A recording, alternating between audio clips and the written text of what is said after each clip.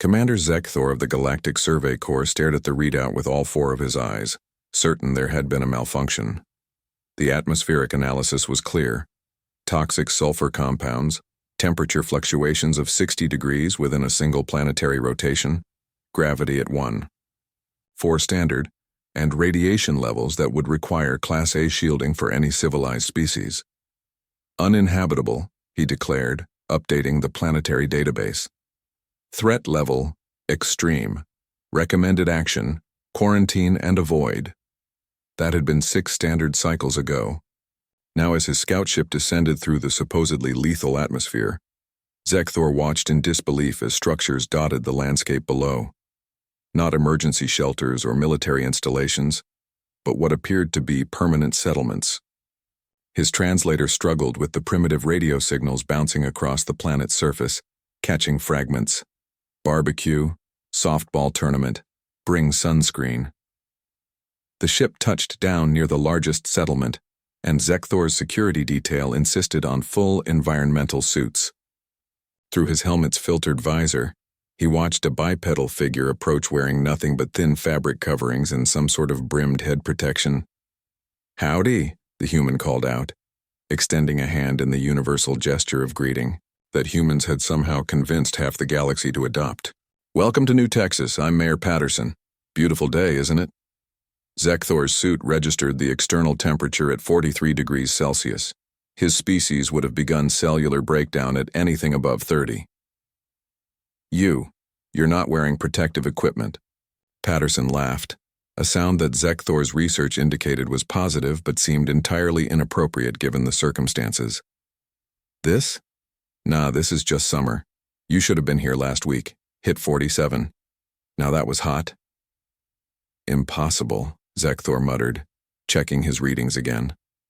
"Our xenobiologist classified this planet as incompatible with carbon-based life." "Well, that's the thing about us humans," Patterson said, guiding them toward the settlement. "We're not really picky about our carbon arrangements. Coffee?" The settlement was even more disturbing up close. Humans walked freely in the deadly atmosphere, engaged in recreational activities. Small offspring played in areas of direct star exposure. One human was voluntarily submerging themselves in liquid water, while others stood around cooking animal proteins over open flames, deliberately creating more toxic smoke in an already hazardous environment. "This is a death world," Zekthor said flatly as Patterson poured a steaming liquid from a pot that had been sitting over a heat source. "Your own databases classify it as such." Patterson shrugged. "Death world, camping spot, perspective, No. My great-great-grandfather came from Earth and he said this place reminded him of Arizona, minus the scorpions plus the acid rain, but you take what you can get." "The acid rain? Yeah, that was a pain at first. Ate through our initial prefab structures. But we developed a polymer coating, and now it's just free exfoliation for the vehicles." Patterson grinned. "Plus, it keeps the tourists away. You'd be amazed how many species can't handle a little pH of 4. Zekthor's assistant, Avrelian with exceptional mathematical abilities, was frantically calculating on her datapad. "Commander, their settlement patterns indicate a population of over 3,000. They've been here for 12 standard years. Somehow their mortality rate is below galactic average." "Below?" Zekthor spun toward Patterson. "How is that possible? This planet is trying to kill you." "Sure," Patterson agreed cheerfully. "But so is everywhere else if you think about it. Earth tried to kill us with hurricanes, earthquakes, and drop bears. Space tried to kill us with radiation and decompression. We figured if everything's trying to kill us anyway, might as well pick somewhere with good sunsets. You should see. Them here. The sulfur compounds make the sky turn 17 different colors." A young human child ran past, chasing something that looked like a local fauna, a creature that Zekthor's scanner immediately flagged as venomous.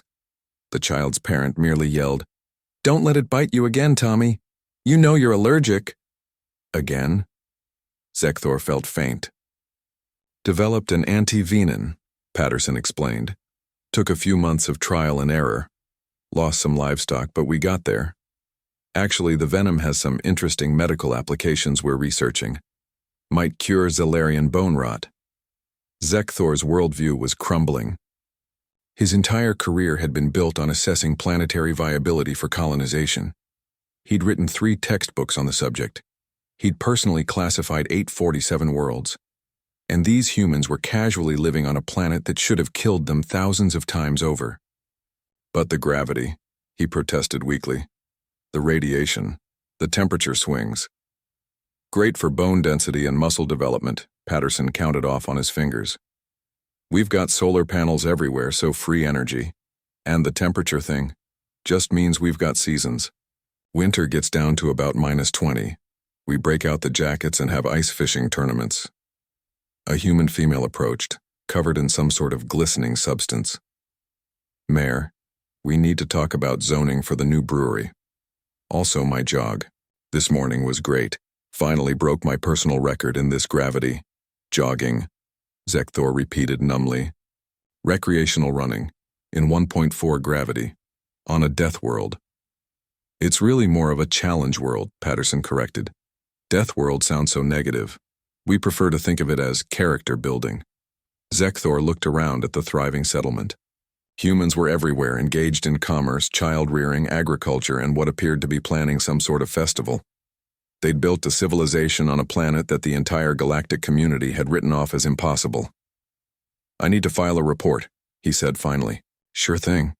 Oh, but before you go, Patterson pulled out a device and aimed it at Zekthor. Can I get a picture? My grandson collects photos of different alien species. He's doing a school project on galactic biodiversity. Your grandson has school. Here, on this planet. Yeah, got a great education system. Kids learn quick when the environment keeps them sharp. Patterson winked. Nothing like a little adversity to build character. As Zekthor's ship lifted off, he stared at his report, cursor blinking over the planetary classification. Finally, he typed, Planet redesignated as habitable human standard. Warning, do not attempt settlement with any other species. Humans have incomprehensible survival parameters. Recommend updating xenobiology textbooks immediately.